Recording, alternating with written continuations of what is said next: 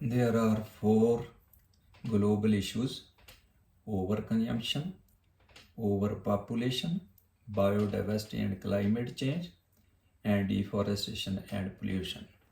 Here we will discuss the mainly overconsumption in the world's most developed countries is destroying children's environments globally. Overconsumption, unsustainable consumption, is a global issue that contributes to climate change, pollution, and resources depletion. What are the causes? Resources depletion, consuming more resources than the planet can produce. Second, waste, producing unmanageable amounts of waste, including food waste and e-waste. Third, inequality, widening the gap between rich and poor consequences. Fourth, climate change, contributing to the ongoing climate crisis. Fifth, biodiversity loss, pushing natural ecosystem to the brink of collapse. Pollution, contributing to the pollution and the growth of e-waste. Health issues, contributing to obesity and other health issues solutions.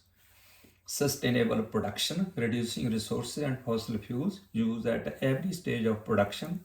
Circular economy, fostering a circular economy approach.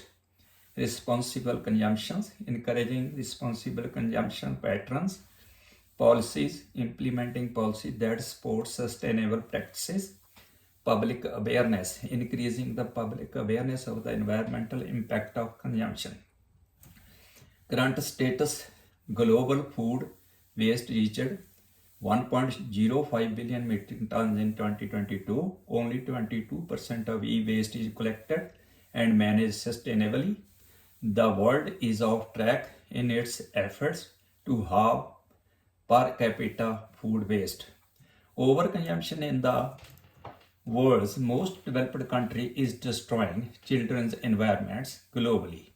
In a report says the world's richest countries, including Finland, Iceland, the Netherlands, and Norway, are providing healthier environments for children within their borders, yet are disproportionately contributing to the destruction of the global environment. The major of wealthy countries are creating unhealthy, dangerous, and noxious conditions for children across the world. According to the latest report card published at Florence, New York, 24th May 2022 by UNICEF Office of Research Innocenti. Places and Spaces compares how 39 countries in the Organization for Economic Cooperation and Development and European Union fare in providing healthy environments for children. The report features indicators such as exposure to harmful pollutants, including toxic air, pesticide, damp, and lead, across access to light, green spaces, and safe roads, and countries' contribution to the climate crisis, consumption of resources, and the dumping of e-waste. The report states that if everybody in the world consumes resources at the rate people do in OECD and EU countries, the equivalent of 3.3 Earths would be required to keep up with consumption levels. If everyone were to consume resources at the rate at which people in Canada, Luxembourg, and the United States do, at least 5 Earths would be required. While Spain, Ireland, and Portugal feature at the top of the league table overall, all OECD and EU countries are failing to provide healthy environments for all children across all indicators. Some of the wealthiest countries, including Australia, Belgium, Canada, and the United States, have a severe and widespread impact on global environments.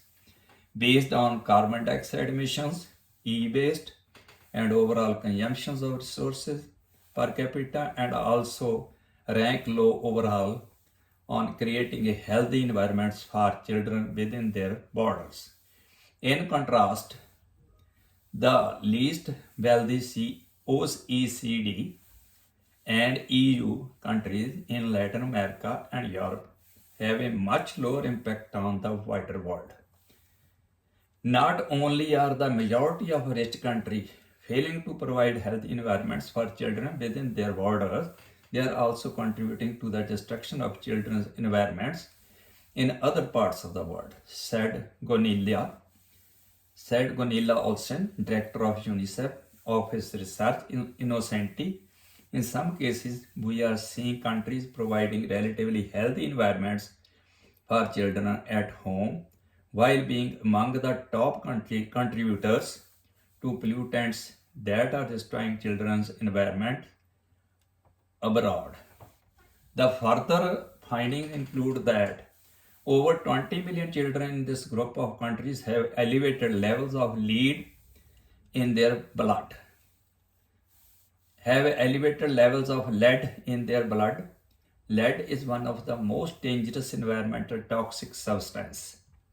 Finland, Ireland, and Norway rank in the top third for providing a healthy environment for their children, yet rank in the bottom third of the world at large, with high rates of emissions, e-waste, and consumption.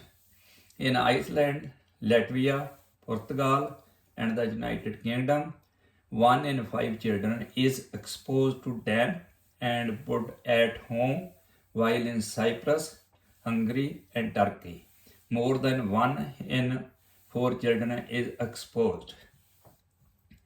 Many children are breathing toxic air both outside and inside their homes. Mexico has among the highest number of years of healthy life lost due to air pollution at 3.7 years per 1,000 children, while Finland and Japan have the lowest at 0.2 years. In Belgium and Czechoslovakia Republic, Israel, the Netherlands, Poland, and Switzerland, more than 1 in 12 children are exposed to high pesticide pollution. Pesticide pollution has been linked with cancer, including childhood leukemia, and can harm children's nervous, cardiovascular, digestive, reproductive, endocrine, blood, and immune system. UNICEF is calling for the following steps to protect and improve children's environment. Governments at the national, regional, and local level need to lead on improvements to children's environments today by reducing waste, air, and water pollution, and by ensuring high quality housing and neighborhoods. Improve environments for the most vulnerable children. Children in poor families tend to face greater exposure to environmental harm than to children in richer families. This entrenches and amplifies existing disadvantages and inequities.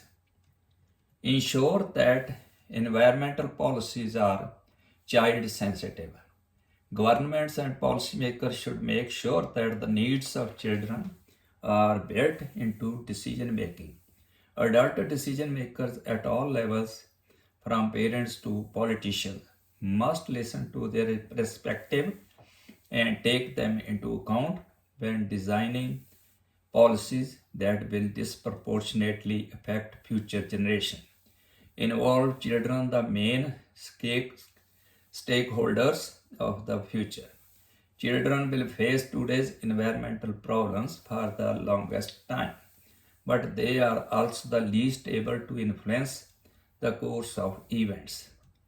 Governments and businesses should take effective action now to honor the commitment they have made to reduce greenhouse gas emission by 2050. Adaptation to climate change should also be at the forefront of action for both governments and the global community, and across various sectors from education to infrastructures. We owe it to ourselves and to future generations to create better places and spaces for children to thrive, said Olson. Mounting waste, harmful pollutants, and exhausted natural resources are taking a toll on our children's physical and mental health and threatening our planet's sustainability. We must pursue policies and practices that safeguard the natural environment upon which children and young people depend on the most. Thank you. Please like and subscribe